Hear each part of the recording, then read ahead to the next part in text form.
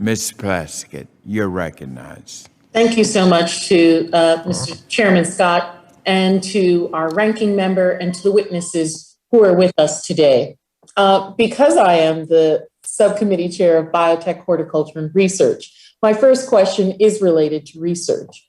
Mr. Jones, I'd like to start by touching on the importance of investing in agricultural research. As you may know, the United States share of overall research and development spending as a percentage of GDP is now at its lowest point since the 1950s.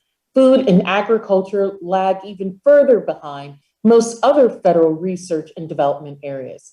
Additionally, agricultural research funding at the USDA has remained flat over the last 50 years, while funding for other federal research agencies has increased 10, 20-fold during that same period.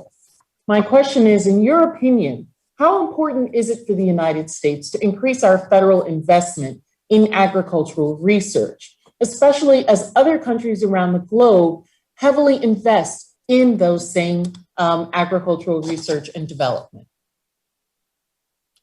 Well, thank you for that question. What I would say real quickly is that I think there's much of the country oftentimes does not understand that when we think of agriculture, agriculture is everything. And I think it's so critical that we make these investments. It's an economic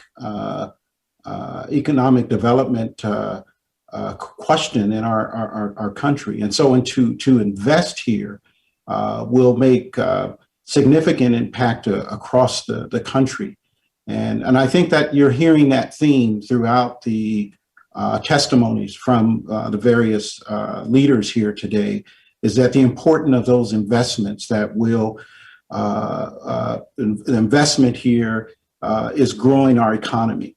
And so I think there needs to be even more focus on what we do in this area of agriculture, and we support that 100%.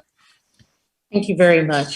Dr. McMeans, we talked about the role that extension services at 1890 institutions play in addressing historic discrimination, longstanding racial disparities in the agricultural sector.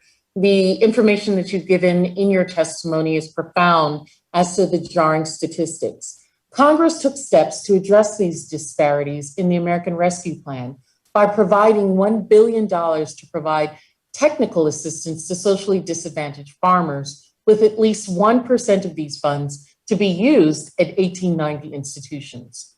What additional steps should Congress and the Biden administration take to support farmers of color and address these longstanding disparities? Thank you. Thank you for the question, and thank you for your support. You know, one of the things that we are so thankful and appreciative. I know, as I'm speaking for my other 1890 leadership and research director and experiment station directors, and in that the $4 billion goes a long ways in supporting those farmers. However, the fact of the matter is specific for certain USDA loans.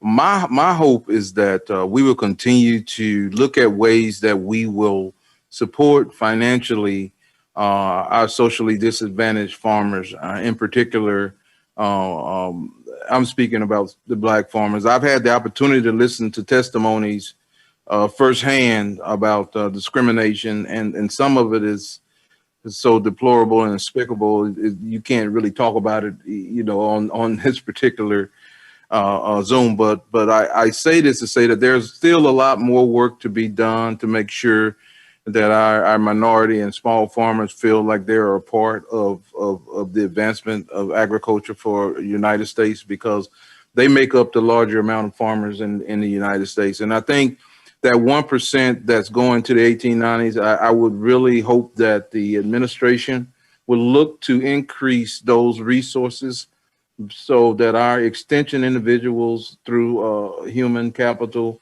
will be able to more outreach to our farmers that we have historically served, because it's very imperative that we have those individuals work with these farmers, whether that's paperwork, whether that's knowing about loans, whether that's knowing about crops and things of that nature. There's so much for us to do, but I think an investment in 1890s is an investment in small and minority farmers as well.